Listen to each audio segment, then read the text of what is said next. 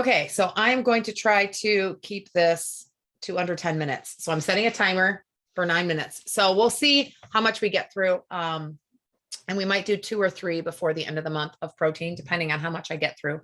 So just a really quick, I'm going to start with this.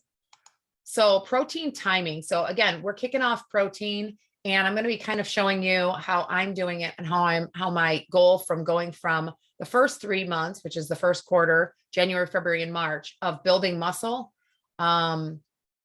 to now I'm trying to maintain that muscle, but really my primary focus is reducing body fat. So the first quarter, I was trying to not, manage the amount of percentage of body fat that I added, while also trying to add muscle, because having both of those go in a very good direction where I'm adding muscle and losing fat is a very difficult thing to do.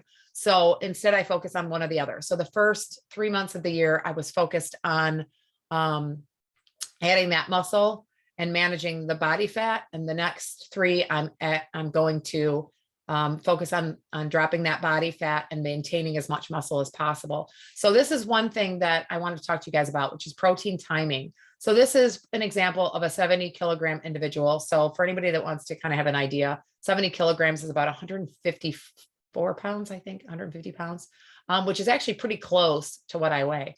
I weigh 148, 149, somewhere around there.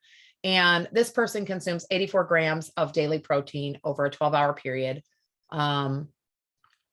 So this is the difference of eating 8 meals a day, 2 meals a day, and 4 meals a day. So this is during this 4 meal a day, where each meal would contain about 21 grams of protein. That's not our alarm, that's a different alarm. 4 meals a day, each containing about 21 grams of protein. This is where that anabolic threshold is maintained for the entire day. So this is an optimal muscle protein synthesis. So most people are doing that 4 meals per day. Now, what I have found is that if I go to this like 2 or 8 meals per day, where there's obviously in the 2 meals, you have to get a lot. That's a lot of protein, 42 grams of protein. Where the 8 meals is 10.5 grams of protein, but your anabolic threshold is not reached. So the total daily protein is met, but each meal does not contain enough to optimally signal for muscle protein synthesis. So now what I will do, here's the thing, is sometimes I will go to like 6 meals if, again, muscle protein synthesis is not my goal. But I normally stick with like the 4 meals a day, maybe with 2 snacks is what I will do. And that anabolic threshold is reached with each meal, and the amino acid concentration is maintained all day. So this is kind of my sweet spot. What I do play with is I play with the number of grams of daily protein that I get throughout those meals. So that 21, around that 20 grams is a good number. That is really where I try to land. But again, I have to play with it. I have to play with it every month. The other thing that I wanted to talk about a little bit as well is really the concept of how much you eat. So so this is kind of interesting. I wanted to show you guys this. So these are our plates. You're going to see that this one does not get a lot of love. It looks very pristine. So this one is what they consider the dinner plate. You can see like just right here how big that plate is. This you can see gets a lot of love. This is normally the one, what they call the salad plate is what we typically use as a dinner plate. And part of the reason we do that is it's a mental thing. So if you see this plate, you tend to fill this plate. If you see this plate, you tend to fill this plate. And I tend to have more portion control when I use this plate versus this. So really the entire family eats off of this plate. You can tell like this plate is pretty pristine. We really only use those when like guests are over. because they are good. Like if you have like snacks and stuff like that to put them on there. And especially if you're like me and you don't like your food touching. The other thing that I was talking to people about is I don't really weigh food. I just find that I won't do it. So I don't try to do it, but what I will do is I'll use like plastic containers. So something like this, I might, utilize to say, okay, how much will this container hold? And I'll even like make a mark on it. And when I make a mark on it, then I know that, okay, this mark is 2 ounces. This mark, if I fill it up to the top, it's 6 ounces. So I might do something like that so that when I throw, whatever it is that I'm eating, and I really typically don't measure out or worry about the amount of like vegetables or fruit that I'm getting. Because I know that I get over the 1.5, even just with my protein shakes, I typically do. But I do measure out to some extent the amount of when I'm being more restrictive. Obviously, with skeletal muscle mass increase, I'm not nearly as restrictive, so I'm not as big on measuring those. But when I go more into a dropping percentage of body fat, I will use those. But I usually just use like regular Tupperware or containers that you can get at like Kroger, and I just mark them. So then I know, okay, this is like, I have the little ones that have like the red tops on them. And I know like this one is, 4 ounces. The little one is 4 ounces. And then there's another bigger one, and then a bigger one and a bigger one.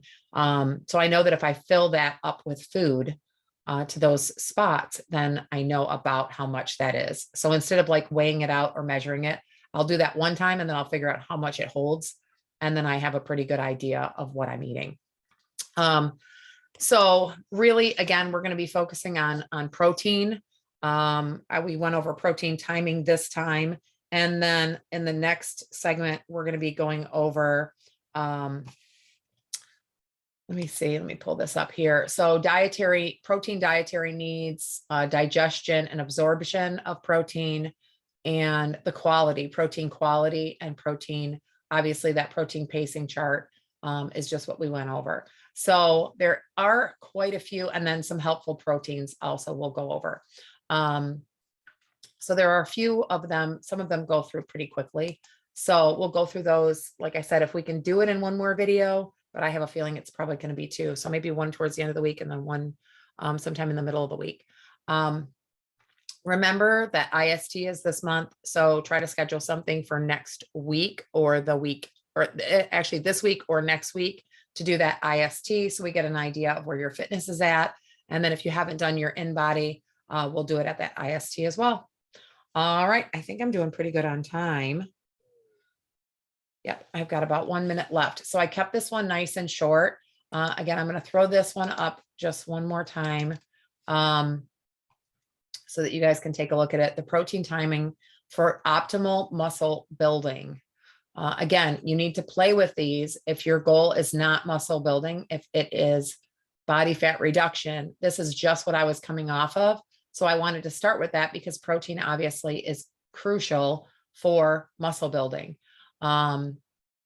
So when I go into this next, so this is actually probably going to be, because keep in mind, when I was doing my muscle building, I was actually closer in that last month to about 100 grams total daily protein, and trying to eat that over that 12-hour period. So obviously not on the days that I do my intermittent fasting, but on the other days of the week that I'm eating. So 8 meals a day, anabolic threshold not reached. 2 meals, 4 meals is much easier to manage. So there's our 9-minute mark. I'll be done in a second. Okay. So moderate muscle protein synthesis. I find that 2 meals a day is tough for me, but I have done it. Especially if I'm doing like where I do the fasting where I try to eat in about an 8-hour period instead of a 12. That tends to be a little bit easier, but when I'm eating in a 12-hour period, the 4 meals tends to be a little bit easier for me. But both of them do reach anabolic threshold. Just one does it pretty much for the entire day. The other one does it for part of the day. All right. I hope this helped. I know it was a lot of information with regards to that timing. If you have any questions, post them. Let me know, and we'll schedule something for either this week or next week. Those charts are up. So I will see you at 9 round.